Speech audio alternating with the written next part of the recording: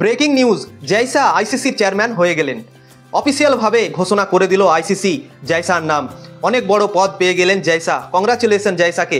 কেননা 2019 সালে বিসিসিআইয়ের সেক্রেটারি হয়েছিলেন এবং তারপর কোভিড চলে এসেছিল আর অনেক সমস্যার মধ্যে পড়তে হয়েছিল জয়সাকে। আইপিএল কিভাবে করানো যায় সেটা নিয়ে অনেক সমস্যার মধ্যে তাকে পড়তে হয়েছিল যখন কোভিড এসেছিল। দিয়ে 2020 সালে দুবাইয়ে আইপিএল করিয়েছিলেন জয়সা আর তারপর থেকে বিসিসিআইয়ের হয়ে দারুণ কাজ করেছিল জয়সা 2024 অবধি। কিন্তু এখন অনেক বড় পদ পেয়ে গেল, আইসিসির হয়ে সে এখন কাজ করবে।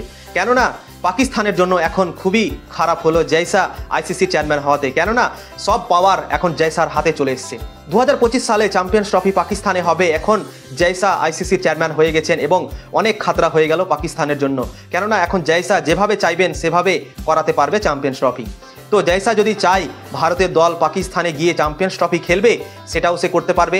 আর জয়সা যদি বলে কি না, পুরো চ্যাম্পিয়ন্স ট্রফি পাকিস্তানে হবে না, হাইব্রিড মডেল হবে এবং ভারতের দলের যেগুলো ম্যাচ থাকবে সেগুলো অন্য দেশে হবে, পাকিস্তানের জন্য এখন অনেক মুশকিল হবে চ্যাম্পিয়ন্স ট্রফি পাকিস্তানে করা। কেননা জয়সা হাতে পাওয়ার, এখন পাওয়ার যেভাবে ইউজ করবে জয়সা সেভাবে সে করতে পারবে। তো দেখা যাক চ্যাম্পিয়ন্স ট্রফি পাকিস্তানে হবে কি হবে না, ভারতীয় দল সেখানে খেলতে যাবে কি যাবে না, এটা হচ্ছে সব থেকে বড় প্রশ্ন। এর আগে আইসিসির হয়ে 4 জন ভারতের কাজ করেছে, কিন্তু জয়সা জুড়ে গেলেন তার সঙ্গে এবং 5 নম্বর নামটা জয়সার হয়ে গেল। তো অনেক অনেক শুভেচ্ছা জয়সাকে, তার কাজটা যেন ভালোভাবে হয় আইসিসির তরফ থেকে। আইসিসির চেয়ারম্যান সে হলো এবং দেখা যাক কিভাবে সে কাজ করবে আইসিসির হয়ে। এখন সব থেকে বড় প্রশ্ন হচ্ছে কি বিসিসিআইয়ের সেক্রেটারি কে হবে। কেননা আইসিসির চেয়ারম্যান তো হয়ে গেল জয়সা, কিন্তু বিসিসিআইয়ের জায়গাটা ফাঁকা হয়ে গেল সেক্রেটারি। তো দেখার বিষয় হবে নেক্সট সেক্রেটারি কে হবে ভারতের। ভিডিও ভালো লাগলে লাইক করবেন, শেয়ার করবেন এবং ফলো করে দেবেন। আর ইউটিউবে যদি দেখছেন তো অবশ্যই সাবস্ক্রাইব করে দেবেন।